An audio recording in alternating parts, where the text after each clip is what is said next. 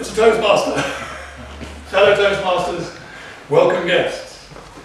The table topics section of the evening is the most exciting and the most valuable learning experience, because it is through table topics that we discover that we can actually speak anywhere to any number of people without preparation and enjoy it. And indeed we did tonight. Angela's topics were ideal. They were accessible, they were well thought out, they were well presented without too much preamble. They were in every sense pragmatic. Sinner came up and told us the timings afterwards, and broke one of those golden rules with me by explaining and almost apologising. He said to me, did you notice my intentional mistake? Well, none of us noticed any mistake. He said, don't tell anybody. But I forgot to time it. I made it up! So I said, don't worry, I won't tell. Don't post it on Facebook. First up was Coralie. Royal family. Coralie showed us how to do this. She came up with the first idea that came into her head was Princess Anne. She then, while thinking on her feet, develops it to horses, because we all know that Princess Anne leads you onto horses. She brings it back to the dinner. She then brings it back to the horses and gallops off with it. Now, that is a topic. That is how to do it. And it was a little suggestion for Coralie. It's one that I have mentioned to her before, and she's already learning. There was a time when she would talk to us with her eyes closed. Now it's a frown. But it's getting there. That's it. Next came Mary with dreams. This is Mary is very new to the club, and she did extremely well. She used the technique of repeating the title. She described a spoken word album, which I loved as an idea, a description of what she has done. She had to become a producer to do this. My wonderful suggestion for Mary, where are you, Mary? So it's purely because I've never had the opportunity to express it to you before privately, and so you didn't shake hands at the end. And you had to be called back to shake hands. That is a symbolic event. The person up here owns the stage. By shaking hands, you give it back. Next up here was Kesh. Where's Kesh? Kesh spoke to us about her favourite book, which was a magazine.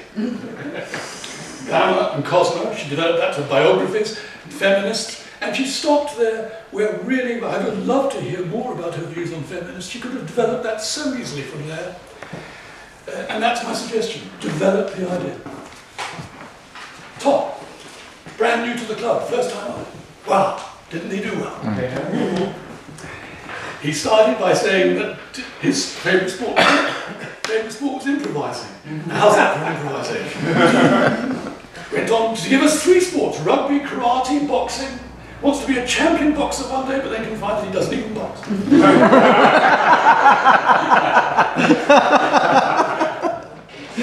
Suggestion for you at the end: avoid thank you. It's for us to thank you, and indeed we are extremely grateful for how well you did tonight.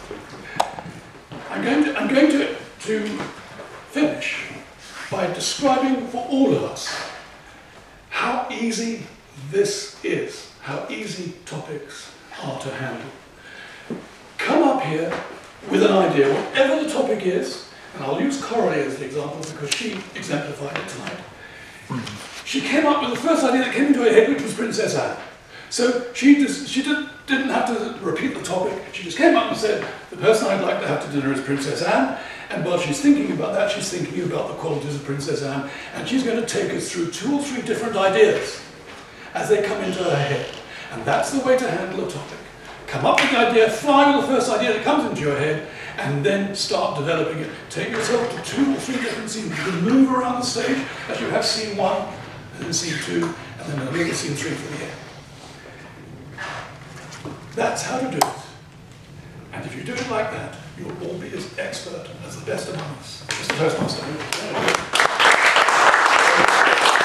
Thank you, Mike, for the evaluation and for the impromptu workshop.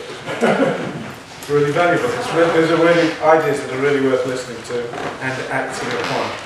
Go with your first thought.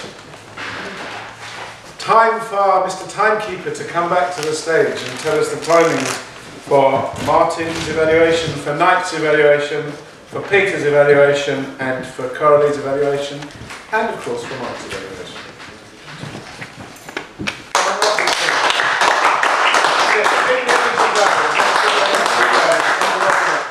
To compensate my fall, it takes 3 seconds for me to come up here. Now it's 2 seconds that I'm looking at you and I'm counting everything. After 2 seconds. And this eye contact took 1 second. So we're going to start with Martin Doe, evaluating on Sonia. Now all our evaluators had 3 minutes. So Martin used 3 minutes and 22 seconds. Nike evaluated Ailey, and she used 3 minutes and 12 seconds. Peter Jakes evaluated Elsa, and he used 3 minutes and 5 seconds. Now, Coralie evaluated Tony, and she used 3 minutes and 7 seconds. Anthony Vineyard was the interviewee, and he had 1 minute and 30 seconds, and he used 1 minute and 45 seconds. And Mike, I'm very grateful for sharing the secrets. You had 5 minutes, and you used 5 minutes and 9 seconds. Best of luck. Thank you very much.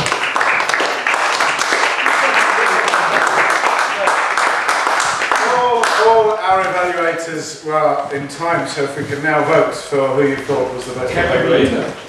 I don't think it's relevant. Those are the times.